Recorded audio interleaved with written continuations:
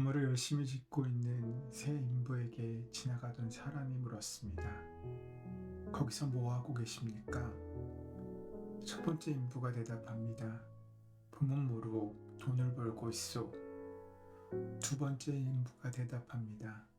봄은 모르겠소. 돌을 깎고 있소. 그런데 세 번째 인부는 지금 저는 아이들이 치료받을 병원을 짓고 있습니다. 라고 대답합니다.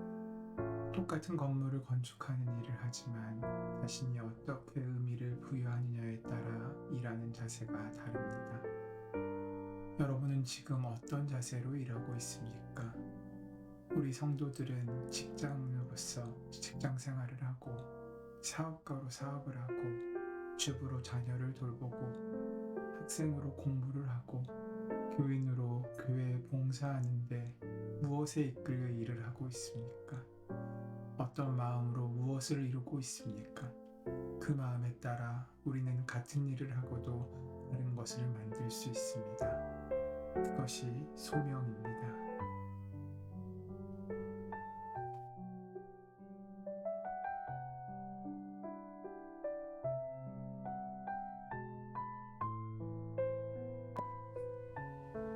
예레미야 1장 4절에서 9절 말씀.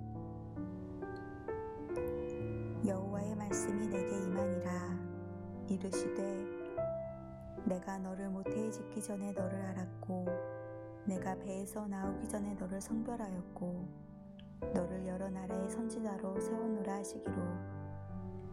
내가 이르되 슬프도소이다 주 여호와여, 보소서 나는 아이라 말할 줄을 알지 못하나이다 하니, 여호와께서 내게 이르시되 너는 아이라 말하지 말고 내가 너를 누구에게 보내든지 너는 가며 내가 내게 무엇을 명령하든지 너는 말할지니라.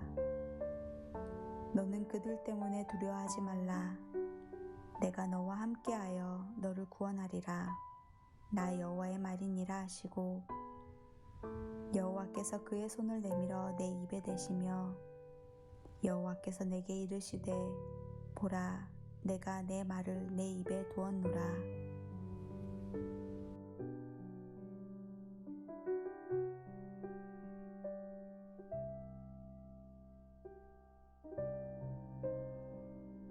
하나님께서 우리를 선택하고 부르시는 것을 소명이라고 합니다. 우리는 소명으로 사는 사람들입니다. 우리가 예수님을 구주로 영접하면 소명의 이끌림을 받는 삶을 살게 됩니다. 소명에 이끌리는 삶은 어떤 일이든 나에게 주어진 일을 하나님이 주신 일로 받아들이고 사는 삶입니다. 아무리 작은 일이라도 하나님이 주신 일이라고 생각하는 것입니다.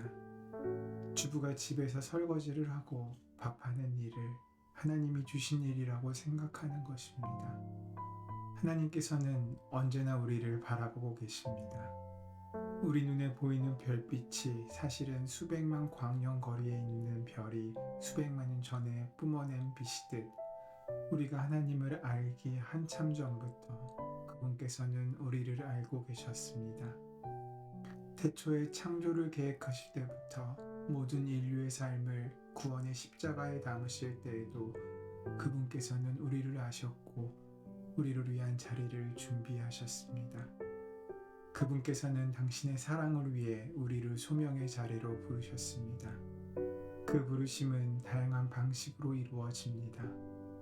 누구나 부르심을 받지만 어느 누구도 동일한 부르심을 받지는 않습니다. 하나님께서는 우리 한 사람 한 사람을 너무나 잘 알고 계시기에 가장 알맞은 방식으로 각 사람을 부르십니다. 선지자 예레미야는 이 땅에서 아내를 취하지 말며 자녀를 두지 말지니라 라고 예레미야서 16장 2절에서 사명을 받습니다. 거기에 덧붙여 하나님께서는 그에게 유다 백성들을 향해 바벨론에 항복하고 포로로 잡혀가는 것이 하나님의 뜻이라고 외치라고 하는 사명까지 주셨습니다. 예레미야의 당혹스러움이 얼마나 컸을까요? 얼마나 외로웠을까요? 하지만 하나님께서는 그 이상의 안타까움과 사랑을 지니고 계셨습니다.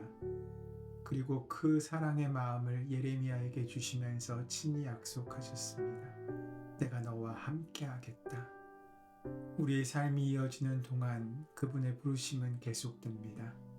이 부르심에 온전하게 응답하는 때야말로 우리가 지상에서 이룰 수 있는 가장 아름다운 시간입니다. 이 부르심은 때로는 당혹스럽고 때로는 아픔을 주기도 할 것입니다. 하지만 머지않아 안개를 헤치고 나타나는 빗줄기처럼 그분의 사랑의 마음이 그 아픔을 감싸줄 것입니다. 부르신 자리에 대해 불평을 하기 전에 하나님께서 얼마나 자신에게 알맞게 그 자리를 예비하셨는지를 살피십시오.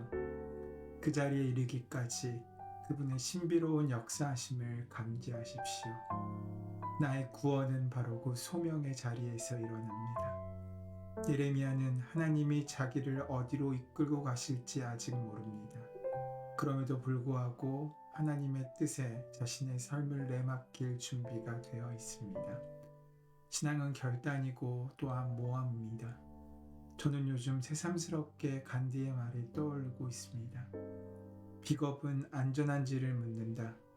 편의주의는 정치적인지를 묻는다. 허영은 인기가 있는가를 묻는다. 그러나 양심은 옳은가를 묻는다. 지금은 안전하기 때문이 아니라 정치적이기 때문이 아니라 인기가 있기 때문이 아니라 양심이 옳다고 말하기 때문에 일을 해야 할 때이다. 우리는 모든 것을 구비된 뒤에 등장하는 손님으로 부름받은 것이 아닙니다. 구경꾼으로 부름받은 것도 아닙니다. 땀 흘려 일해야 하는 일꾼으로 부름받았습니다. 일해야 할 때가 바로 지금입니다. 자신이 이행해야 할 사명을 깨닫지 못할 때 우리 삶은 질이 멸렬해집니다. 우리 앞에 놓인 문제가 아무리 크다 해도 질에 겁먹을 필요가 없습니다. 우리가 시작하면 하나님께서 완수하실 것이기 때문입니다. 이 믿음이 있기에 우리에게 희망과 소망이 있습니다. 오늘날도 하나님께서는 소명자를 통하여 하나님의 일을 이루시기 원하십니다.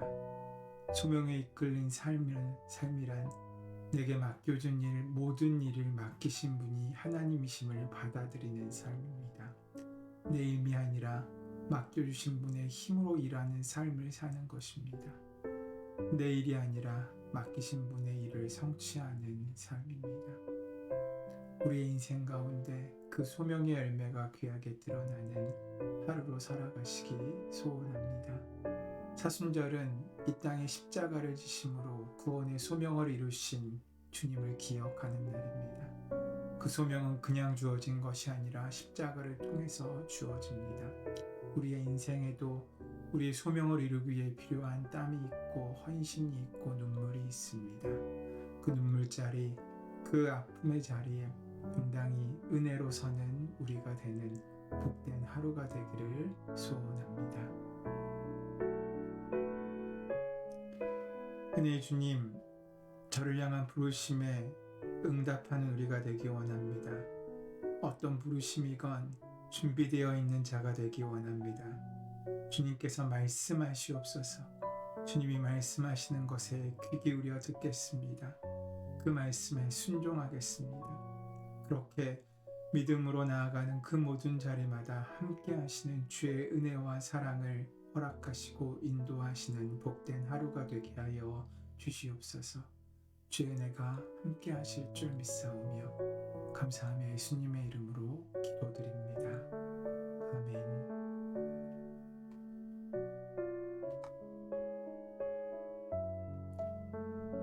이제 함께 침묵 가운데 오늘 주신 말씀을 기억하고 묵상하며 기도함으로 하루를 시작하시기 바랍니다. 함께 기도하겠습니다.